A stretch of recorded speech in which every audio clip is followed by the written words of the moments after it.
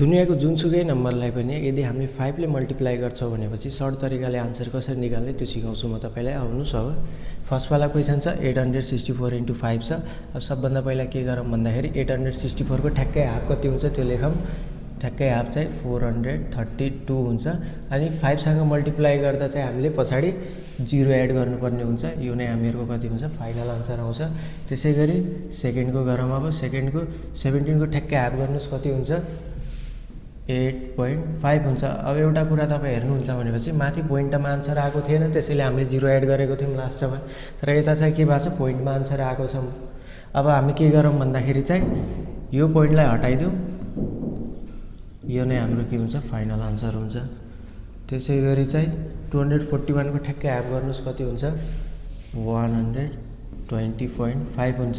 यो पनि के आयो हाम्रो पोइन्टमा आन्सर आयो। यहाँदेखि पोइन्टर रिमुभ गरिदिनुस्। पोइन्टर रिमुभ गर्दा चाहिँ कति हुन्छ 1205। यो नै हाम्रो के हुन्छ फाइनल आन्सर हुन्छ।